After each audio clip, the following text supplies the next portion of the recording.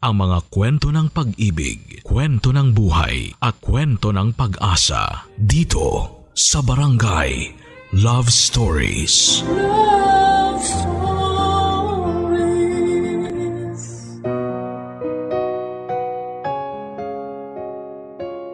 Ang pagkakaroon ng pangarap ay bahagi na ng pagkatao natin. Kapag meron tayong gustong makamit sa buhay na ito, nagsisilbiyong gasolina at motibasyon upang magpatuloy tayo.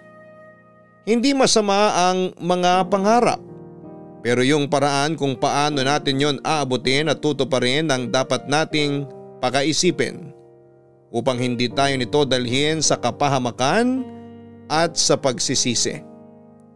Minsan ay hindi talaga magandang katangian ang pagiging mainipin, kasi kapag nagmamadali tayo ay madalas na nagkakamali tayo.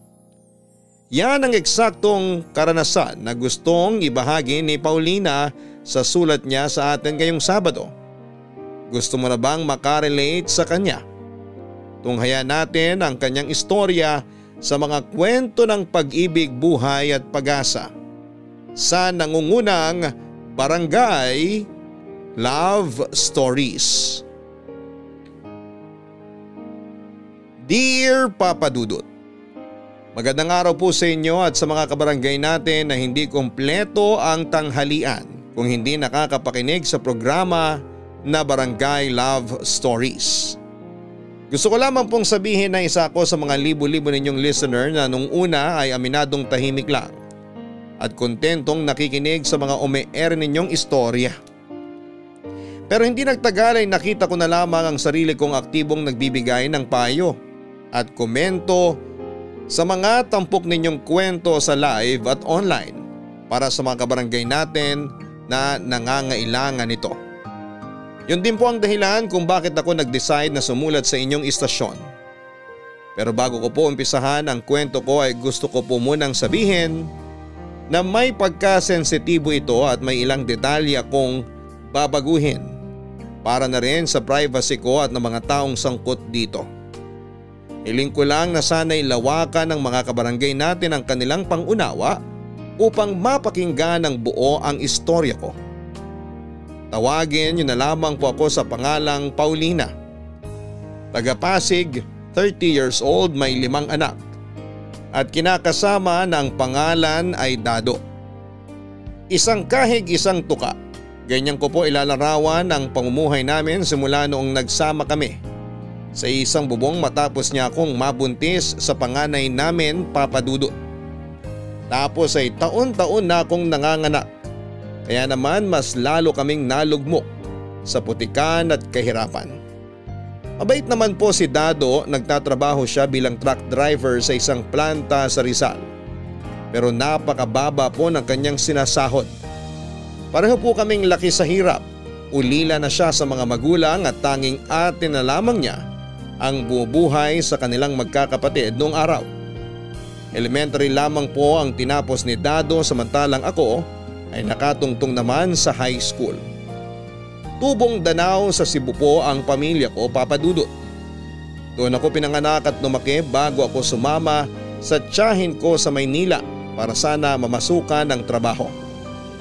Bago ko po nakilala si Dado ay serbedora ako sa karinderya at lugawan ng tiyahin ko. At madalas na doon kumakain ang kinakasama ko kaya nagkakilala kami. Nauwi sa ligawan ng simple naming pagkakaibigan na aminin kong nung una ay ayaw ko. Kasi hindi pag-aasawa o pagbo-boyfriend ang priority ko. Gusto kong magtrabaho ng mabuti para makaipon ng pera at makapagpadala sa mga magulang ko na naiwan sa Cebu. Pangalawa kasi ako sa 7 magkakapatid. At maliliit pa ang mga sumunod sa akin. Pero aminado po ako na nadala ko sa matatamis na salita ni Dado at naging mapuso kaya nakumbinsi niya akong sagutin siya. At sa huli pumayag akong isuko sa kanya ang bataan.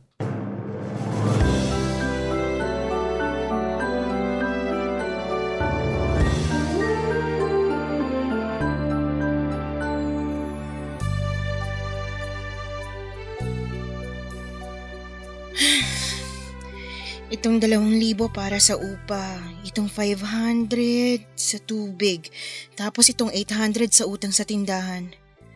Pero kulang pa rin pala. Paano kaya to? Hi baby ko! Mwah! Dado, ano ba? Kita mo nang may ginagawa yung tao eh. Bakit ang sungit mo? Kinis ko lang naman yung baby ko. Hindi na ako baby. Tsaka tigil-tigilan mo nga pagtawag-tawag sa akin yan. Sungit talaga. Ano na naman bang kasalanan ko? Sige nga. Tinatanong mo pa ha? Siyempre, para alam ko, di ba? Kahit naman malaman mo, wala ka pa rin ginagawang paraan para di na ako magalit sa'yo.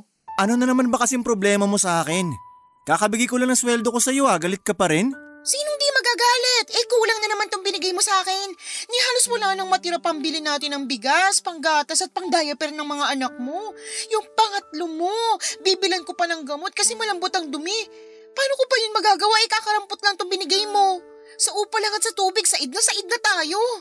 Ay, pasensya ka na. Ngayong cut-off kasi yung medyo malaking kaltas sa amin. Tapos naghulog pa ako dun sa kinuha kong cellphone sa kaibigan ko. Yan ang nga bang sinasabi ko. Laki ring pakinabang sa atin ng perang binabayad mo dun sa pesting cellphone na yun. Sinabihan na kasi kita na huwag kang padalos-dalos sa pagkuha ng hulugan. Pagtatalunan ba ulit natin to, Paulina? Di ba nag-usap na tayo tapos pumayag ka na? Oo, pero mapilit ka kasi. Para kang batang nagmamaktol nung unang beses kung sinabi na hindi. Nakakairita ka. Sira na naman kasi yung cellphone ko. Kailangan ko rin yun sa trabaho. Di sana yung mas murang kinuha mo, hindi yung gusto mo pala talaga yung mamahalin. Oh, kita mo? Kinakapos tayo ngayon. Nandito na to Tsaka nakakadalawang hulog na ako. Ayaw naman ipabalik sa akin to kasi kasama sa kasunduan na walang balikan. Ilang buwan mo pa ba yan huhulugan? Mga 6 pa, baby. 6 na buwan pa tayong magtitiis sa gutom dahil sa kapulpulan mo, Dado. Hindi naman tayo magugutom kasi nagtatrabaho ako. Pinagmamalaki mo sa akin yung trabaho mo na may kakarampot na sweldo at mas lamang pang thank you sa mga overtime mong di nababayaran? Ay, nagsabi na naman ako sa HR. Ilalapit daw sa management yung mga overtime ko na di pa nababayaran. Parang nung nakaraang buwan pa yung pagsasabi mo hanggang ngayon wala pa ring balita.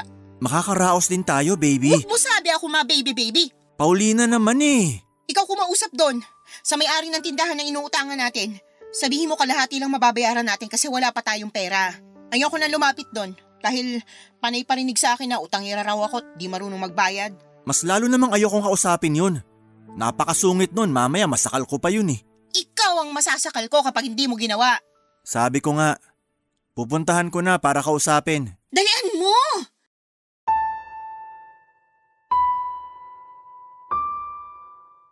Tulad ng sinabi ko, mabait si Dado. Hindi niya ako kailanman sinaktan o pinagsalitaan ng masama at masakit simula noong nag-live-in na kami. Mahal na mahal po niya ako, Papa Dudut. At mas lalo kong naramdaman ang pag-ibig niya sa akin noong nagkaanak kami. Kaya lang masyado siyang mainit sa kama dahilan para magkasunod-sunod ang mga anak namin. Katwiran niya sa akin noon ay mas marami, mas masaya. Akala ko ay totoo yun hanggang sa maranasan naming magutuman ng mga anak niya dahil sa mababa, kulang at kung minsan ay delay niyang sahod. Ilang beses na rin ako noong nagmakaawa sa mga kapitbahay namin para lamang makautang ng pera upang maibili ko ng gamot ng mga anak ko noong minsang nagkasakit sila. Kung wala akong mautangan, sa center ang punta ko, Papa Dudut, para manghingi ng libreng gamot. Maraming beses din niyong napagsalitaan kami ng hindi maganda ng may-ari ng tindahang inuutangan namin. Kasi abot na raw po sa kabilang barangay ang listahan namin at nagbantang irereklamo na kami kung sakaling hindi pa kami makakapagbayad kaagad. Simula magkaanak kami ni Dado ay hindi na po ako nakapagtrabaho, Papa Dudut. Sino ba namang nanay ang magagawa po yun nauubos na lang ang oras ko sa pag-aalaga ng mga anak namin. Yun po ang malimit kong reklamo kay Dado kasi kahit gaano ko kamahal ang mga anak namin, dumarating po talaga yung punto na nabuburyong ako. Napapagod at naiiyak na lamang sa sulok ng bahay namin, lalo na kapag sabay-sabay silang nagtatantrums. Wala naman po akong maiwanan sa kanila kasi nasa probinsya ang mga magulang ko at ayoko na po silang idamay sa kapalaran ko. Galit naman sa akin ang tiyahin ko dahil inuna ko pa raw pong lumande kaysa magtrabaho at mag-ipon ng pera. Sa kabilang banda ay maraming nagsasabi na maswerte na ako kay Dado kasi mahaba ang pasensya niya. Mahinahon at hindi ako sinasaktan. Katulad ng ibang babae na kulang na lamang ay gawing punching bag ng mga mister o kinakasama nila. Naisip ko rin naman po ang bagay na yon, Papa Dudut. Pero aanhin ko ang isang katulad ni Dado kung mas lamang yung gutom at kahirapan namin ang mga anak niya kasama siya. Doon ko napagtanto na hindi sa lahat ng pagkakataon ay mapapakain kami ng pagmamahal niyang yon. Lalo pat lumalaki ang mga anak namin at mas dumarami ang pangangailangan nila. Hindi ko po alam kung naiisip yon ni Dado kasi sa nakikita ko ay kontento na siya sa trabaho niya at sinasahod. Magdasal na lang daw kami at umasang magkakaroon ng himala para kami ay umasenso. Kaya hindi niyo ako masisisi kung lagi akong galit sa kanya at mainit ang ulo. Relihiyoso po si Dado. Linggo-linggo siyang nasa simbahan ng Antipolo para magdasal at mamanata. Ako naman ay hindi masyadong palasimba pero naniniwala ako sa Diyos. Kaya lang dahil sa sitwasyon namin, aminado akong mas lumayo ako sa kanya. Kaya nga nang makilala ko si Aubrey, bagong lipat na tenant sa katapat naming paupahan, na hindi nagtagal ay naging close friend ko. At matapos kong makita na ibang iba ang estado ng buhay niya, kasi single siya at walang responsibilidad, bukod sa sarili niya ay nagkaroon po ako ng kaunting inggit sa puso at pagsisisi. Na sana'y asensado na ako kung wala lang akong kinakasamang mahinang dumiskarte o mga anak.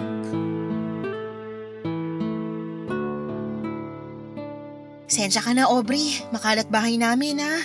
Di na ako makapagligpit eh. Tinatamad na kasi ako, kinakalat din naman ang mga anak ko.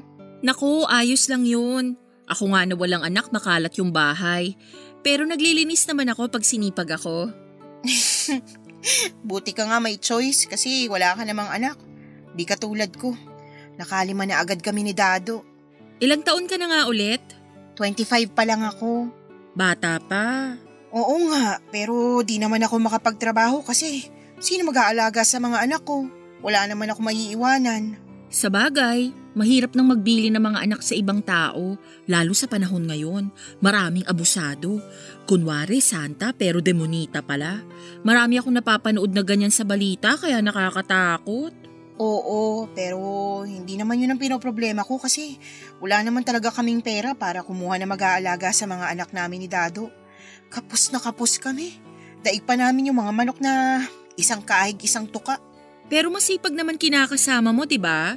Lagi ko nga siyang nakikitang pumapasok sa trabaho. Swerte mo nga sa kanya kasi yung ibang lalaki dyan, napakabatugan. Nagpapalaki lang ng anes nila tapos sila pa may ganang manakit ng asawa o karelasyon? Masipag nga pero kulang sa diskarte. Aanhin ko naman yung sipag niya kung kulang at mababa naman lagi yung sahod na binibigay niya sa akin. Alam mo, inggit nga ako sa'yo eh. Kasi buti ka pa.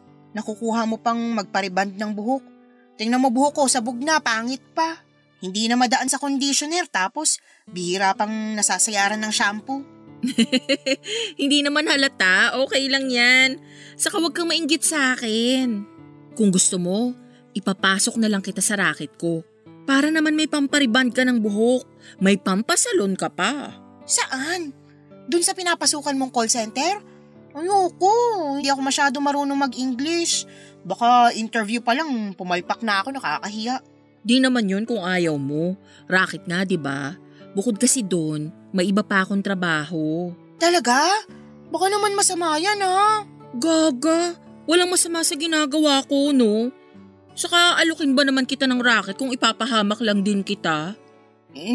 Mabuti na yung nagkakaintindihan tayo, lalo maliliit pa mga anak ko, Aubrey. Kaya nga gusto kitang tulungan kasi maliliit pa ang mga anak mo. Yung kikitain mo rito, pwede mong ipambili ng pangangailangan nyo. Lalo na sabi mo madalas kayong kapusin sa sweldo ni Dado. O sige, pero ano bang racket yan? Basta, promise mo muna na hindi mo ako i-judge tapos magkaibigan pa rin tayo pag nalaman mo, ha? Sabihin mo na. May sugar daddy ako. Ha? Sugar daddy? Oo, nakilala ko online.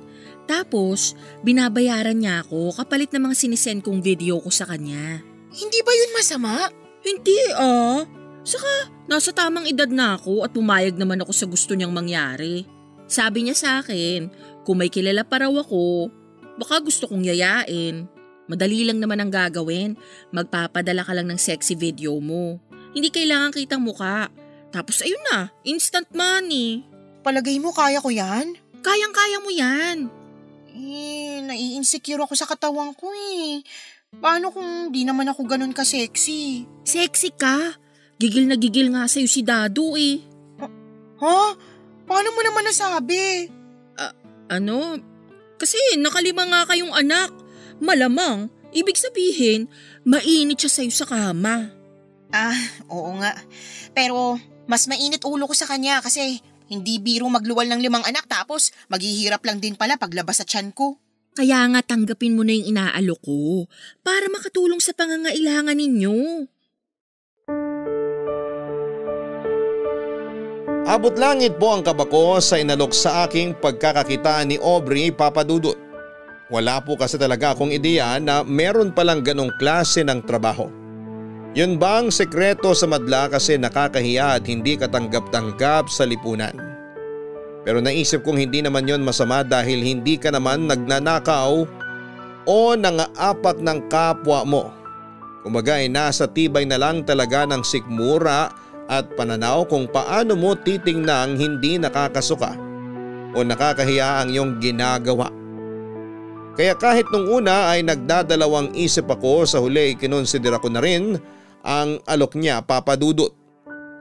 Meron lamang akong problema ng mga panahon na yon para tuluyan ko nang kagatin ang alok sa akin ni Aubrey. Yon ay walang iba kundi ang relasyon namin ni Dado. Siya po ang first boyfriend at tatay ng mga anak ko.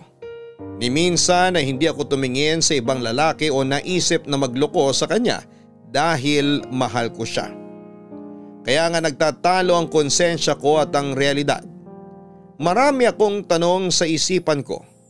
Marami akong pagtitimbang na ginawa. At sa paglipas ng mga araw na walang progreso o asenso ang buhay namin, kasama na ang mas tumataas na demand ng pangangailangan ng pamilya ko. Pero kulang naman ang perang pambili at panggastos namin, ay mas nadadagdagan yung dahilan upang pumayag ako sa offer ni Aubrey na magbenta ng laman kapalit ng salapi, Papadudut. Pera ang ugat ng lahat ng kasamaan sa mundo. Yan po ang laging sinasabi sa akin ng nanay ko, kaya siguro'y sapat na sa kanila ni tatay na mayroon lamang silang kakarampot na kita at kontento na lamang na binibigyan kami ng aming mga kamag-anak para mairaos ang araw-araw naming pamumuhay.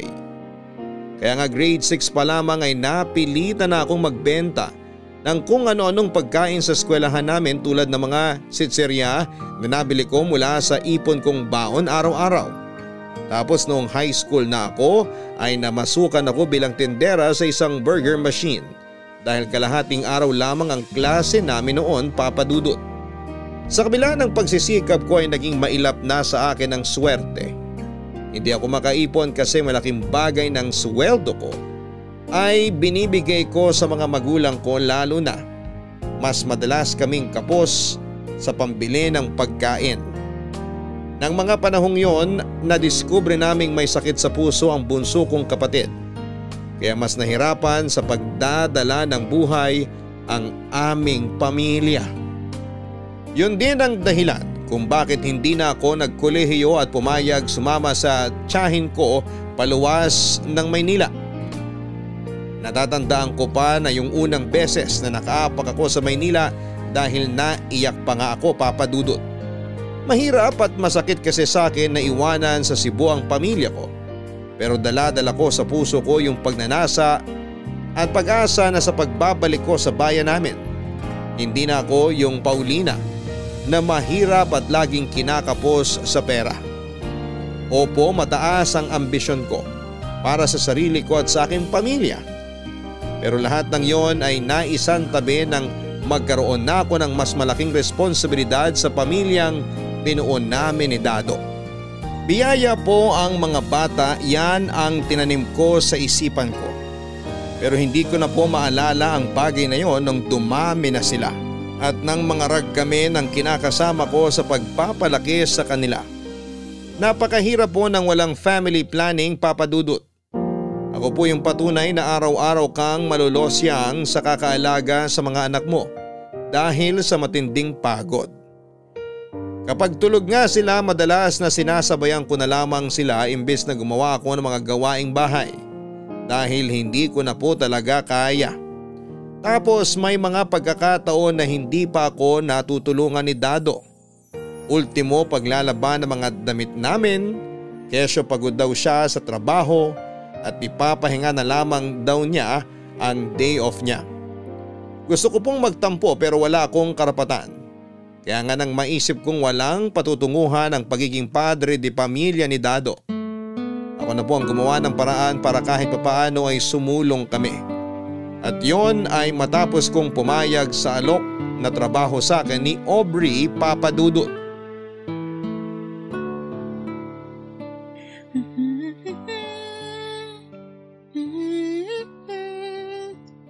Ayan, meron na kaming pang ilang araw na supply ng gatas para sa mga anak ko. Tapos may mga biskwit din. Hindi na sila malilipasan ng gutom. Wow! Dami naman yung grocery mo, baby. Marami talaga. Para yan sa mga anak natin tsaka rito sa bahay. Grabe, mukhang mamahalin pa yung iba rito ah. Lalo na tong, ano nga to? Hindi ko mabasa, basta sauce. Huwag mo na kasing basahin, basta yun na yun. Sabi ng babae sa grocery kanina, masarap yan pang sarsa sa gulay kaya binili ko. Oh, tapos ito, nakabili na rin ako ng gamot at vitamins para sa mga anak natin. Panay kasi sila sipon at ubo, lalo na yung panganay mo. Ang hina ng resistensya. Pero hindi ko pa naman sweldo ah. Saan mo kinuha pambili ng mga grocery na yan? Pati itong mga gamot at vitamins sa mga bata. Ha? Ano kasi? Huwag mo sabihin sa aking nangutang ka. Hindi ah. Bakit ko naman gagawin yun? Di lalo tayong nalubog. Tsaka igagaya mo pa ako sa'yo na utangero. Sakit mo naman magsalita, baby. Totoo naman, di ba? Patunay ang cellphone mo. At nabalik na naman po sa cellphone ko yung usapan. Babalik at babalik talaga tayo sa cellphone mong yan hanggat hindi mo pa yan nababayaran ng buo. Kaya huwag kang magre-reklamo dahil pag naaalala ko yung pamimilit mo sa akin na kuhanin yan, nayaya mo talaga ako. Oo na, pero sagutin mo na lang. Saan mo kinuha yung perang pambili mo ng mga yan? Sa racket namin ng Aubrey. Aubrey? Yung dyan nakatira sa tapat nating paupahan?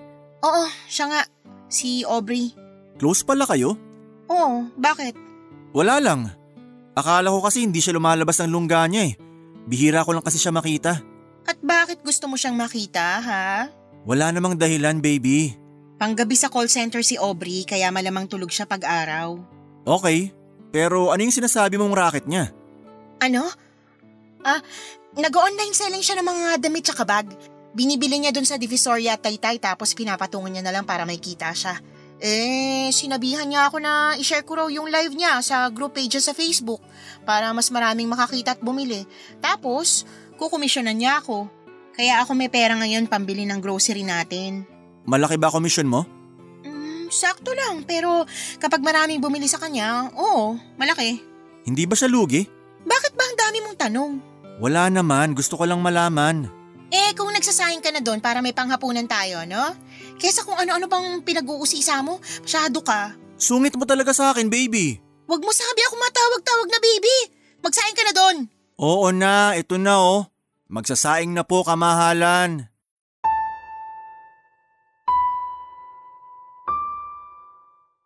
Magpapadala lamang ako ng sexy videos sa sugar daddy namin na hindi kita ang mukha ko.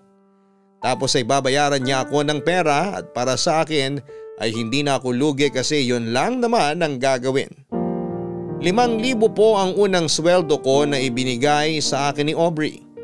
Pero 7,000 raw talaga yon. Kinuha niya lang yung 2,000 kasi siyang nagpasok sa akin. Hindi na ako nagreklamo dahil hindi naman ako kikita ng ganong halaga kung nakatunganga lamang ako sa inuupahan namin at nangungonsumi sa mga anak ko. Kung tatanungin ninyo ako kung paano ko yon ginawa ay hindi ko na po masyadong idedetalye, pero syempre palihim at patago. Minsan pagtulog na ang mga anak ko at nasa trabaho si Dado. Pumupunta ako sa inuupahan ni Aubrey para doon mag-record. Siya rin kasi ang nagpapadala ng mga videos ko, Papa Dudut. Malaki po ang tiwala ko sa kaibigan kong yon na hindi niya ako ipapahamak. Literal na kumakapit ako sa patalim, pero inspirasyon ko naman dito ang mga anak ko. Kumbaga hindi ko lang ito ginagawa para sa sarili ko dahil pamilya ko ang pangunahing rason kung bakit ko pinasok ang ganitong klase ng trabaho. Sabihin nyo nang wala akong bait sa sarili pero mas masisiraan ako ng ulo kapag patuloy kaming malilipasan ng gutom. Dahil lang sa wala kaming sapat na salaping pambili ng makakain. Kaya nga masayang masaya ako noong nagtuloy-tuloy na ang aking kita dahilan para unti-unti ay mas makaluwag-luwag kami sa pera at mabili ko na ang pangangailangan namin.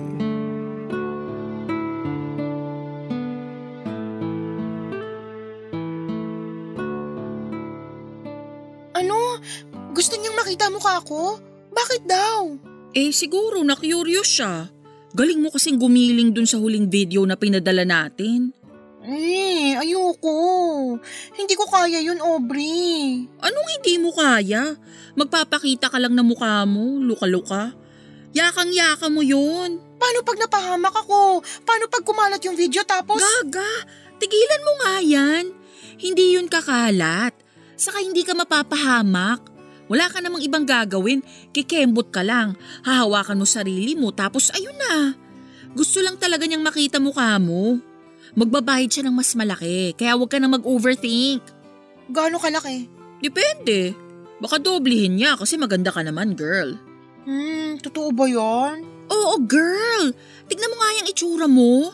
Laki ng improvement mo simula nung kumita ka na ng pera, nakapagpa-rebond ka na ng buhok, nakapagpa-facial pa. Iba ka na, hindi na kita ma-reach. Sira. Ako pa rin to, si Paulina, yung kaibigan mo. Tsaka, di ko naman magagawa lahat ng yun kung hindi dahil sa tulong mo. Kaya, thank you talaga ng maraming Aubrey ha. Wala yun. Saka mabait ka naman. Saka nakita ko talaga sa iyo yung determinasyon at pagsisikap para makatulong sa pamilya mo. Lalo na sa mga anak nyo ni Dado. Kaya sino ko para hindi ka tulungan? Lalo kung kaya mo naman, di ba? Isa ka talagang tunay na kaibigan. Thank you. Kaya nga inaalok kita ngayon ng panibagong oportunidad na kumita ng mas malaki. Naiintindihan ko naman pero kabado pa rin ako. Paano kung pumalpak ako? Paano kung hindi niya ako magustuhan kasi… Magugustuhan ka niya. Sa kagalante yun. Baka nga hindi lang doble ibayad sa'yo. Baka gawin pang triple. Ayaw mo ba nun? Mabibili mo na ng pangarap nilang laruan yung mga anak mo. Sa bagay, nung nakaraang nag-mall kami ng mga bata, gustong-gusto ng panganay ko yung remote control na kotse kaso libo yung halaga. Syempre, hindi naman ako pwedeng basta-basta maglabas ng pera para lang makabili ng ganun. Kahit nakakaluwag na kami, malayo pa rin kami sa pagiging mayaman. Tsaka, mas may dapat pa akong unahing pagkagastosan bago yung mga ganong luho ng mga anak namin ni Dado. Kaya nga kung ako sa'yo, go ka na rito. Tapos tigilan mo na yung pagiging nega mo. Kasi ako na nagsasabi sa'yo, magugustuhan ka niya. Ganda mo, tapos ang sexy mo pa. Binubola mo na ako niyan eh. Hindi no. So ano, payag ka na? Gina? Okay lang bang pag-isipan ko muna? Oo naman. Di kita pipiliting magdesisyon ngayon kasi gusto ko bukal sa loob mo. Tandaan mo lang na walang masama sa ginagawa natin. Wala tayong iniinsulto, wala tayong ninanakaw at wala tayong tinatapakang tao. Kaya bakit ka mahihiya, di ba? Yung iba nga dyan, kulang na lang magkandakuba na sa pagtatrabaho pero mailap pa rin yung swerte. Ikaw, oportunidad na ang lumalapit sa'yo. Gagawin mo lang isunggaban. Ganon ka dapat ka-agresibo sa totoong buhay. Tatandaan ko mga sinabi mo. Salamat ulit, Aubrey. Walang anuman. Uy, pwede bang tulungan mo ako mamili kung anong brand ng sunscreen ang bibiling ko rito? Nakasale kasi sila eh, ang mura. Tingin! Wow, oo nga. Bakit ka bibili niyan? Magbe-beach ka ba? Oo, ang init-init kasi. Gusto ko namang mag-relax. Wow, buti ka pa. Gusto mong sumama? Pag sa Boracay yan, wag na lang. Mahal pa masahe sa eroplano. Diyan lang ako sa may Batangas para malapit. Pag-iisipan ko. Sige, pero dalian mo ha. Pati yung alok ko. Huwag mo nang patagalin ang pag-iisip. Sayang, oportunidad na yung lumalapit sa'yo. Ay, oo na. Tingin nga ulit ako ng mga sunscreen.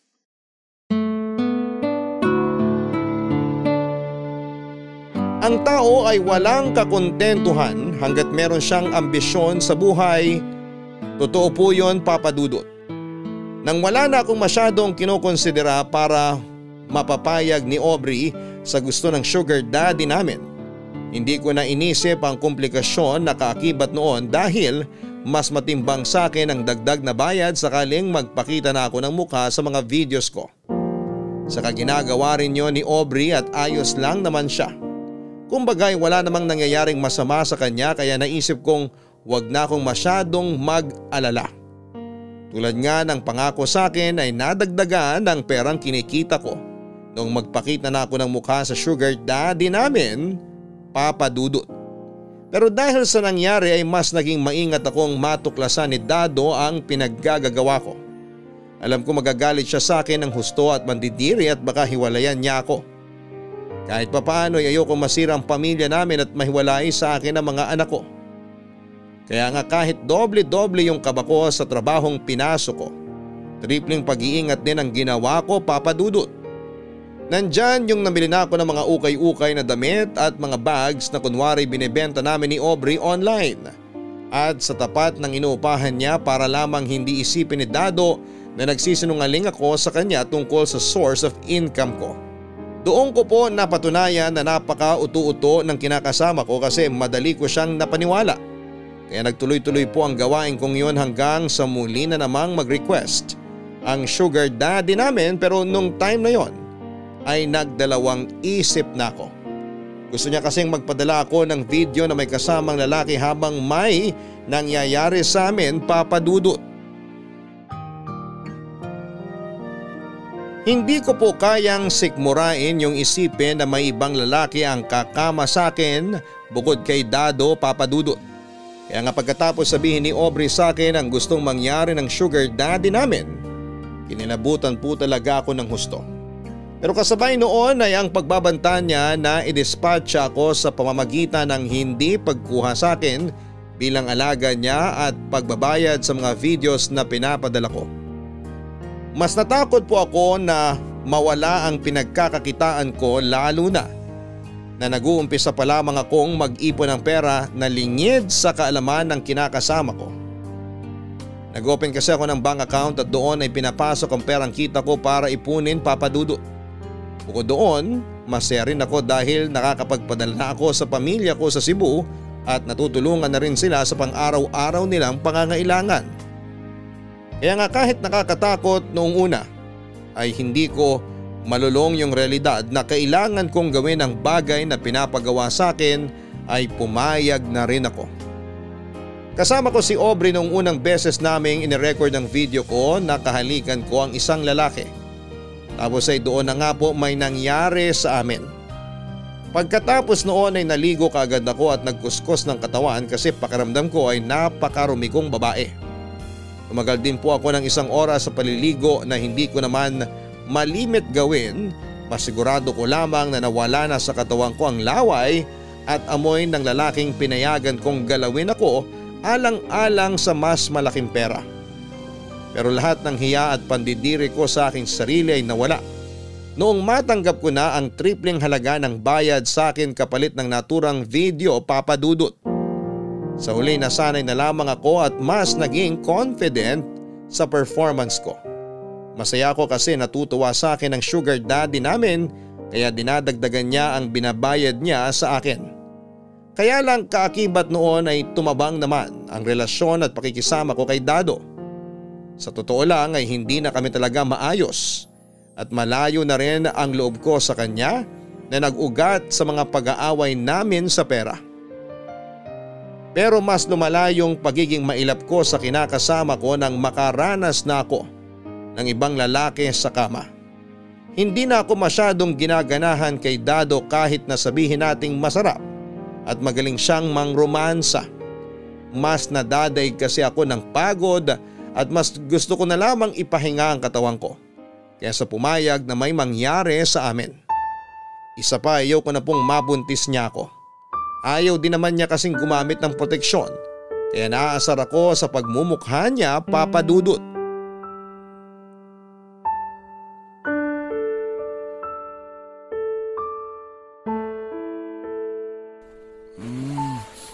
Baby, ano ba? Pakis lang eh. Anong pakis? Ayoko nga sabi. Shh! Baka magising ang mga anak natin. Eh ano naman, para ikaw magpatulog sa kanila kung ayaw mo pa matulog. Paulina naman, ano bang klaseng ugali yan? Para ka namang ewan eh. Wow! Ako pa talaga yung parang ewan ha. Kumusta ka naman kaya? Naglalambing lang naman yung tao. Yan ka na naman sa palusot mo. Naglalambing tapos ano, mauuwi na naman sa bubuntisin mo ko, ganon? Anong masama doon? Magkarelasyon naman tayo. Masama yun para sabihin ko sa'yo, Dado. Hindi kita maintindihan. Ano bang pinagsasasabi mo? Hindi ko alam kung talagang pinanganak kang mahina make up o talagang bobo ka lang. Makinig ka ha, ipapaliwanag ko para maintindihan ng pulpul na katulad mo. 5 na yung mga anak natin, tapos ang babata pa ng mga yan, plano mo na naman dagdagan natin? Blessing naman yung mga bata, Paulina. Kami nga, 8 kami magkakapatid nun. Masaya naman kasi marami kami. Anong masaya doon? Eh yung atin yung nga yung naghirap para mabuhay kayo kasi maagang nawala yung mga magulang nyo. Tsaka, wag mo na nga akong linyahan na blessing yung mga bata kasi marami rin mga kapatid ko, Dado. At hindi yun blessing dahil napakahirap ng pamilya namin. Siguro, pwede pa yung tawaging blessing kung mayaman mga pamilya natin. Kaso hindi eh. Naranasan kong sumala sa pagkain. Kasi kailangan ko pang hatian mga kapatid ko sa kakarampot na pagkain binibigay sa amin nila nanay at tatay. Tapos hindi ko akalain na ganun din mararanasan ng mga anak mo dahil sa hina mo dumiskarte sa buhay. Kung hindi pa kita tinulungan sa pagtatrabaho, sa kangkungan na tayo pupulutin ito. Ay, bakit ba lagi mong sinusumbat sa akin yung pagiging driver ko? At bakit hindi ko isusumbat sa'yo? Sige nga, tatanong-tanong ka pa? Hindi ka marunong makiramdam? Nagsisikap naman ako para sa pamilya natin. Kaso mailap yung swerte. Hindi ako naniniwala sa swerte. Mas naniniwala ako sa diskarte.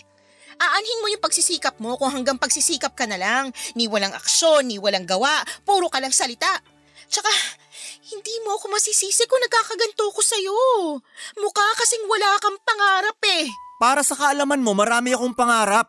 Talaga ba? Kasi kung totoong sinasabi mo, hindi ka ganyan mag-isip.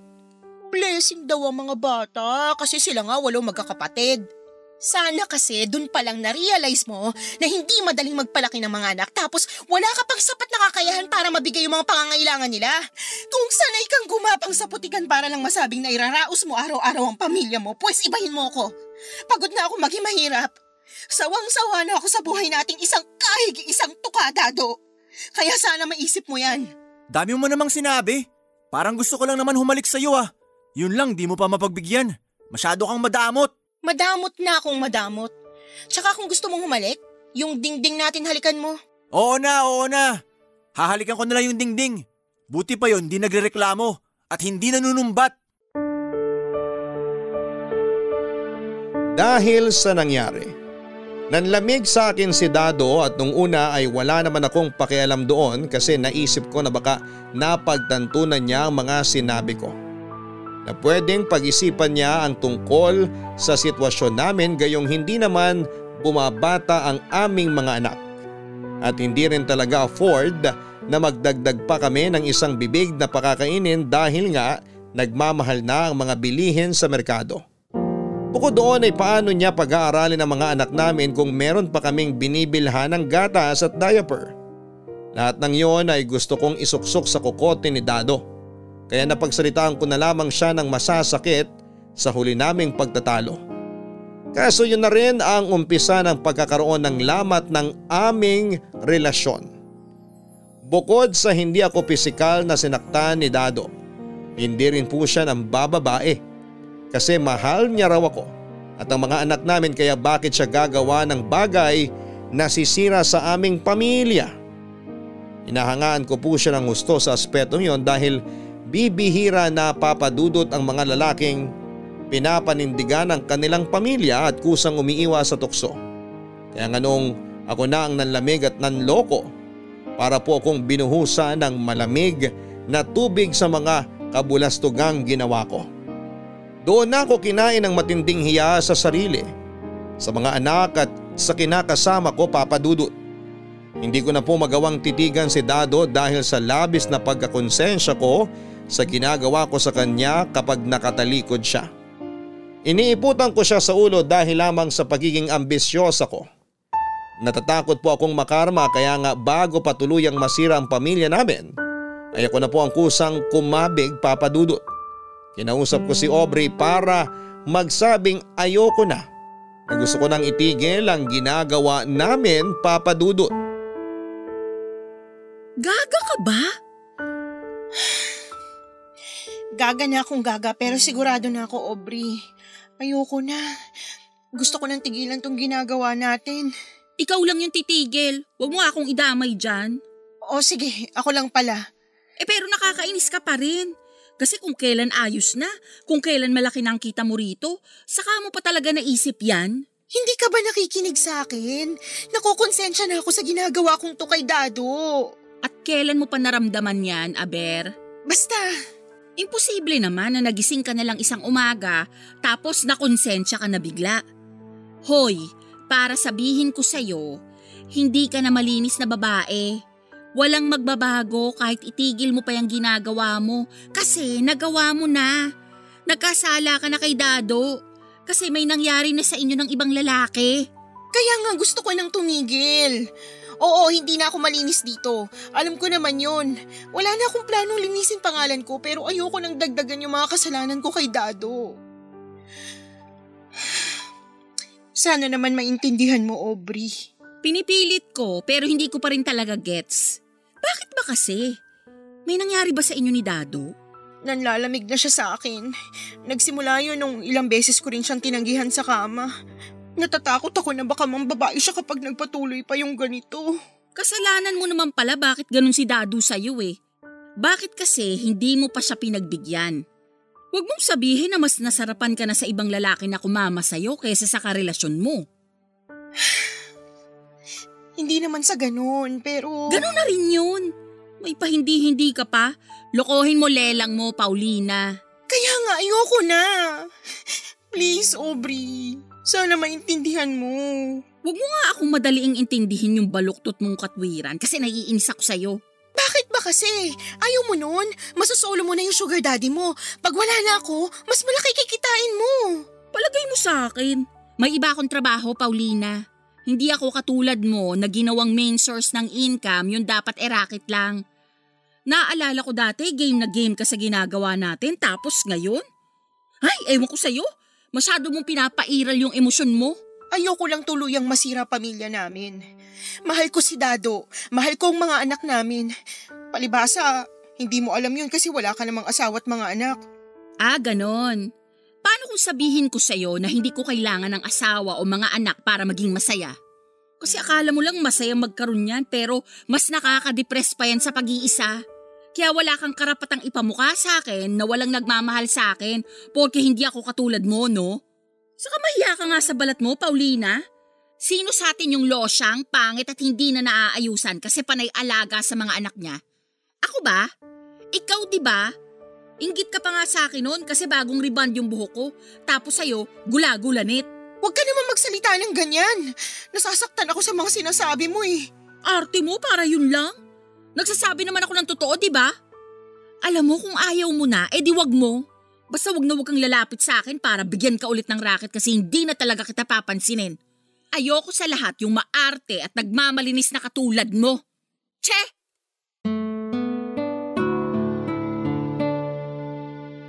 Nagalit sa akin si Aubrey dahil daw mas pinairal ko raw ang aking emosyon. Pero sa huli wala na rin siyang nagawa, Papa Dudut. Hindi na niya ako pinilit na gawin yung ginagawa namin para kumita ng pera. Kung tatanungin niyo ako kung anong pakiramdam ko ng mga panahong yon, Magsisinungaling ako kung sasabihin kong hindi ako nangihinayang. Masaya rin naman ako na hindi ko na niloloko si Dado pero alam kong malaki na naman ang magbabago sa buhay namin. Lalo na hindi na ako kikita ng malaki para matustusan ang pangangailangan namin.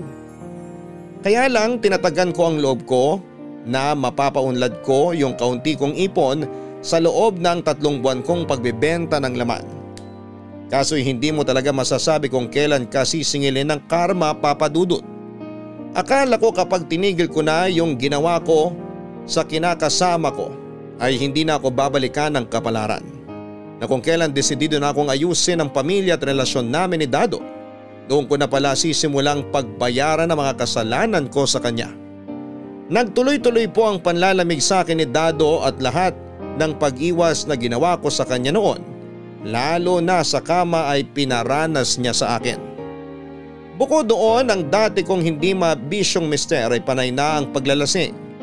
Isang gabi umuwi siyang langos sa alak at gumagapang na lamang papasok sa inuupahan namin. Hindi ko na alam kung papaano siya nakauwi sa amin ng ligtas at kumpleto ang bawat parte ng katawan niya.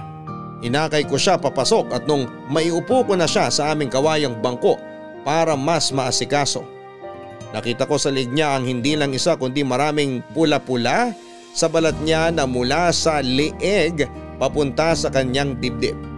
Hindi ako pwedeng magkamali, Papa Dudut, dahil kiss mark o hiki ang mga yon, Papa Dudut.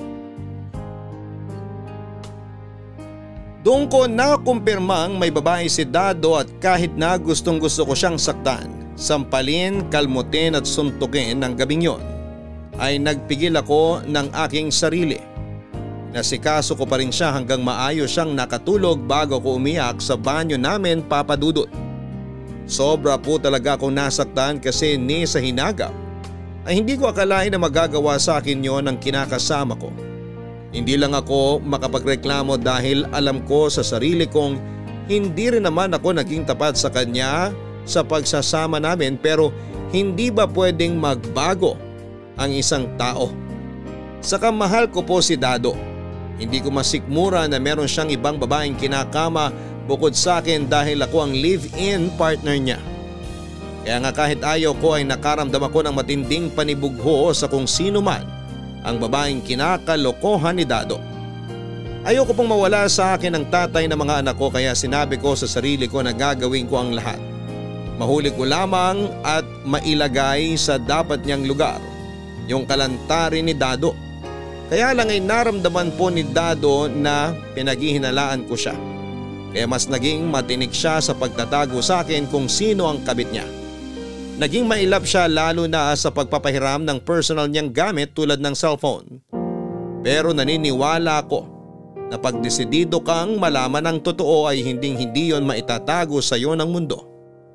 Isang gabi naramdaman ko ang paglundo ng kutsyon namin, indikasyon na may bumangon. Walang iba kung hindi si Dado. Takang-taka ako noong nagbihis siya at lumabas ng bahay namin, alanganing oras ng madaling araw yon. Noong sinilip ko kung saan siya pupunta ay laking gulat ko nang tumawid siya ng kalsada at nagkatok sa inuupahang kwarto ni Aubrey na nasa unang palapag lamang. Tapos ay ganoon na lamang ang gulat ko nang pagbuksan siya nito ng pinto at salubungin ng isang mainit na halik bago sila naghatakan papasok sa loob. Kaya pinuntahan ko sila para bulabugin ang masaya nilang patagong pagkikita, Papa Dudut. Walang hiya kayong dalawa! Napakababoy niyo! Pilwan mo nga akong babae ka! Dado! Dado, tulungan mo ko! Paulina, bitawan mo si Aubrey! O sige, bibitiwan ko siya pero ikaw ang lagot sa akin! Ano ba? Nasasaktan ako, Paulina! Huwag mong sasaktan si Dado! Halika na ulo ko, Aubrey! Tawag mo ako sa pulutang palantika! Pinagkatiwalaan kita. Tinuring kitang kaibigan pero winalanghiya mo lang ako. Kung hindi ka pa naman talaga higad, napakakati mo. Sa dami ng lalaking aakitin at lalandiin mo, kay Dado ka pa talaga nagpakamot na haliparot ka. Pwede ba, Paulina? Tumigil ka na. At bakit ako titigil? Totoo naman lahat ng mga sinabi ko. Nangati ang babaeng yan tapos ikaw naman yung kumamot sa kanya. Isa ka ring malanding lalaki. Kung makapagsalita ka, akala mo kung sino kang malinis? Baka nakakalimutan mo na may hindi ka pa sinasabing kasalanan mo kay Dado. Aubrey. Ano yun? Anong kasalanan yun? Yung babaeng yan kasi, kapal na mukhang insultuhin ako rito sa pamamahay ko. Alam ka namang hindi ako gumante, di ba? Ano, Paulina, handa ka na bang malaman ni Dado yung totoo? Kasi kung hindi pa, wala akong pakialam doon. Bahala ka na. Total, sinampal mo na ako. For sure magkakapasatong maganda kong mukha kinabukasan. Tapos kung ano-ano ring masasamang salitang sinasabi mo sa akin, na akala mo hindi mo rin ginawa. Ano nga kasi yung ginawa ni Paulina? Sabihin mo na, Aubrey! Iniputan ka lang naman sa ulo ng magaling mong kinakasama. Ano? Totoo ba yung sinasabi ni Aubrey? Dado, kasi ganito yun. Kung ganon, totoo nga! Oo, pero nagawa ko lang naman yun dahil sa pera. Anong dahil sa pera pinagsasabi mo? Teka, huwag mong sabihin yun talaga yung totoo niyong racket ni Aubrey. Kaya malaki ang kita nyo. Kasi hindi talaga ako kumbinsido na ganon yung kitaan sa pagbebenta nyo ng damit at mga bag. Hindi nga. Saka hindi talaga kami nagbebenta ng mga damit at bags, no? Palusot lang yun ni Paulina para hindi mo siya paghinalaan. Ewan ko ba naman sa'yo? Di ka kaagad nagduda? Naisip ko tuloy na baka gusto mo yung racket ng live-in partner mo, kaya hinayaan mo na lang siya. Manahimik ka, Aubrey. Hindi ko kailangan ng opinion mo rito. Bakit sa akin ka nagagalit? Wala naman akong ginawang masama rito ah. Anong walang ginagawang masama? Nilandi mo nga si Dado, lintik ka! Magagawa ko kung siya lumapit sa akin. Nananahimik ako rito. Saka ikaw dapat ang sisihin. Kasi hindi mo na pinapayagang makaskor sa'yo yung kinakasama mo. O ayan, naghanap tuloy ng iba. Kapal talaga ng mukha mo! Mas makapal ang mukha mo, oy! Paulina, hindi pa tayo tapos ha. May kasalanan ka pa sa akin. At ikaw, walang kasalanan? Hoy Dado, kung akala mo papatalo ko sa'yo, pues mali ka. Huwag kang umakto na akala mo ikaw biktima rito. Ang sama-sama mong tao. Hindi ka lang napagbigyan, lumandi ka na. At sa dinami-dami ng lalandiin mo, si Aubrey pa talaga. Bakit? Kung hindi si Aubrey, ayos lang sa'yo na ibang babae? Katulad ng paglandi mo sa ibang lalaki? Manahimik ka, demonyo ka! Halo-halong senaryo ang naglaro sa isipan ko noong maaktuhan ko. Ang kababuyang yon, kaya naman hindi na ako nagtsinelas na lumabas sa pinto ng bahay na inuupahan namin at nagmarcha patungo sa kinakaroonan nilang dalawa. Hindi na nga nila naikandado ang pinto dahil sa sobrang pananabik nila sa isa't isa. Kitang-kita ko kung paanong nakalingkis na parang ahas si Dado kay Aubrey habang kulang na lamang ay lunukin nila ang dila ng isa't isa. Agad po na nagdilim ang paningin ko kaya naman hindi na ako nakapag-isip ng matino. Sinugod ko na sila para paghiwalayin. Diring-diri ako sa mga pinaggagawa nila sa akin pero mas nanaig po yung matinding galit at puot. Pakiramdam ko, ako yung iniputan sa ulo at ako lamang yung biktima sa aming tatlo ng mga panahong yon. Pero matapos sabihin ni Aubrey sa pagmumukha ni Dado ang mga pinaggagawa ko na hindi niya alam, ay noong ko lang nakita kung paano ako pinandirihan at tignan na para bang napakababa kong uri ng nilalang ng mismong lalaking mahal ko, Papa Dudut. Sobra-sobra yung hinanakit ko sa nangyari. Galit na galit ako kay Aubrey at kulang na lamang ay balatan ko siya ng buhay dahil sa kakatihan at kalandian niya. Hindi ko alam na matagal na pala siyang nakaabang kay Dado kaya hindi ko akalain na tatraydorin niya ako. Napakasama niyang tao at wala siyang pagpapahalaga sa pagkakaibigan namin. Durog na durog po ako ng mga panahong yon, Papa Dudut. Iyak ako ng iyak at ayokong kausapin si Dado pero wala po akong lakas ng loob na makipaghiwalay sa kanya at ipaubaya na lamang siya kay Aubrey. Ayokong lumabas na malaking talunan pag nagkataon. Pero hindi ko naman pwedeng alalahanin ng matagal yung nararamdaman ko dahil may mga anak kami. Kailangan ko pa ring isipin at alagaan ang mga bata dahil responsibilidad ko yon bilang nanay nila.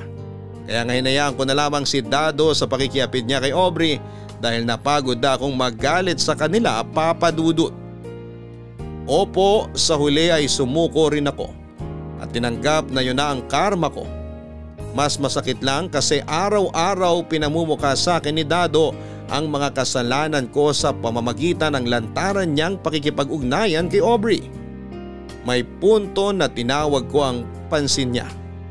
Nagagalit at inaaway ko siya pero mas lamang po doon yung kakulangan niya sa amin bilang padre de pamilya. Nagkataon kasi na nauubos na yung ipon ko at hindi na sapat ang perang ibinibigay niya sa amin, Papa Dudut.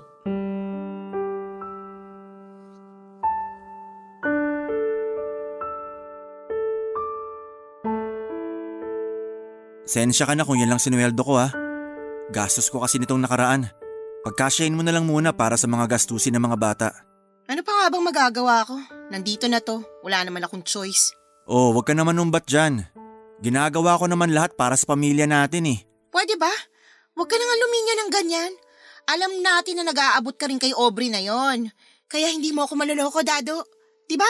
Nag-beach kayo nung nakaraan? Sabi mo hindi, puputulin ko dila mo. Oo, pero napilitan lang naman akong sumama sa kanya kasi wala raw siyang kasama. Napilitan pero gusto mo rin. Hindi mo na kami iniisip ng mga anak mo. O kahit yung mga anak mo na lang, wag na ako. Naiisip ko naman kayo ng mga bata. Kaya nga pinasalubungan ko kayo ng seashell na keychain. Gustong gusto nga yun ng pangalawa natin eh. Ipakain ko kaya sa iyang seashell na keychain mo, no? Akala mo kasi lagi nakikipagbiroan sa'yo eh. Seryoso naman ako dun eh.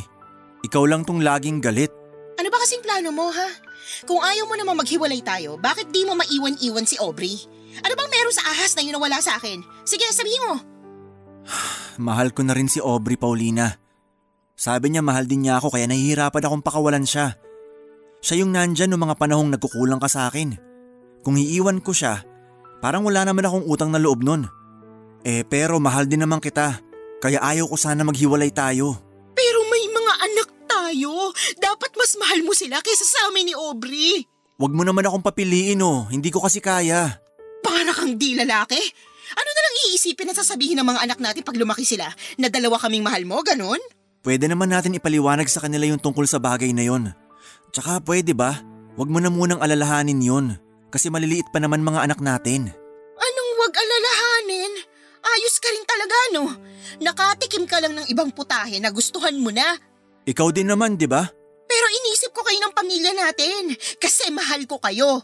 Kung mahal mo kami, sa una pa lang di mo naisip na gawin yon. Alam mo, tama si Aubrey eh. Mukha kang pera. Pinagpalit mo kami sa pera ng mga anak mo. Wow! Kung makapagsalita ka, akala mo hindi ka nakinabang sa perang kinita ko ah. Sarap na sarap ang kain mo dun sa binili kong lechon kawali, fried chicken at sugpo gamit yung perang yun. Tapos ako pang sasabihan mong mukhang pera? Huwag ka nga masyado nagpapaniwala dyan kay Aubrey, nuknuko na sinungaling yung babaeng yan. Kasi kung totoong mukhang pera ako, sana nilayasan ko na kayo ng mga anak natin. Pero hindi eh. Nandito ako. Nananatili ako sa pamilya nating to kahit na ang sakit-sakit na, Dado. Di ko naman gagawin yung bagay na yun kung hindi dahil sa kakulangan mo bilang padre de pamilya. Ilang beses na ako nagpaparinig sa'yo na ayusin mo, diskarte mo sa buhay mo, na huwag kang makontento sa kakarampot na kinikita mo, na humanap ka ng iba pang pagkakakitaan. Wala akong pakialam kung gawin mong araw ang gabi, baka nakakalimutan mong ikaw may gusto na magkaroon tayo ng maraming anak. Tapos kapal ba ng apog mong magdagdag ng palalamunin kasi blessing yung mga bata? Mahiya ka nga sa balat mo. Ang laki ng pagkukulang mo sa pamilya natin.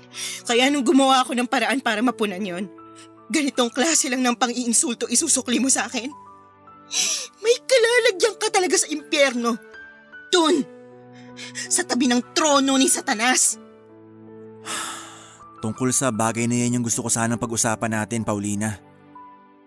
Yung totoo, Inalok ako ni Aubrey kung gusto ko raw bang maging alaga ng sugar daddy niya.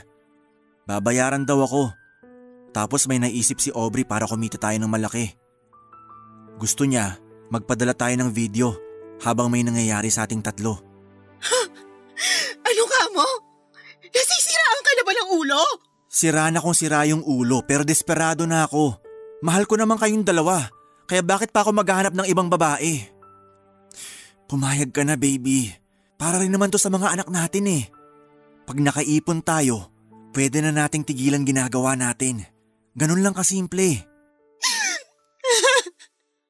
Hindi yun ganun kasimple, Dado. Baliw ka na talaga.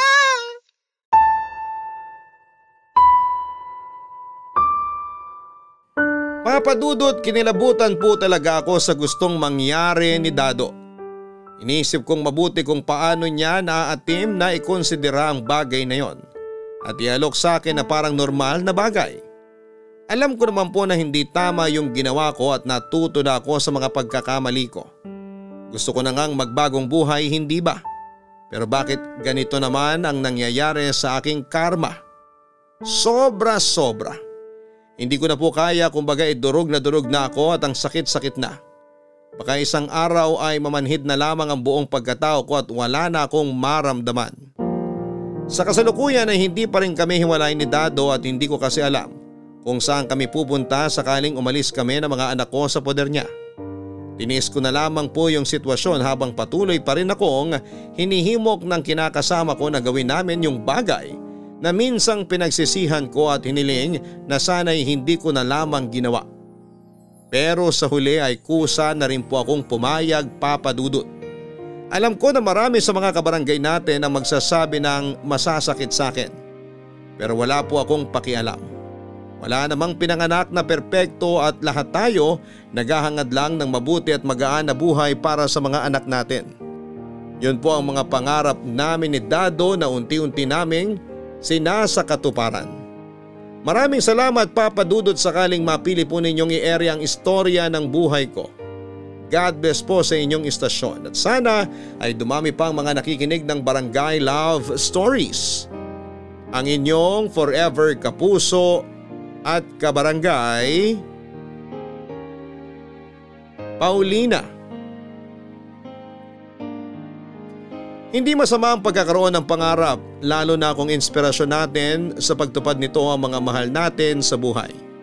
At kapag magulang tayo, natural sa ating gawin ang lahat para magkatotoo yung mga pangarap na ito.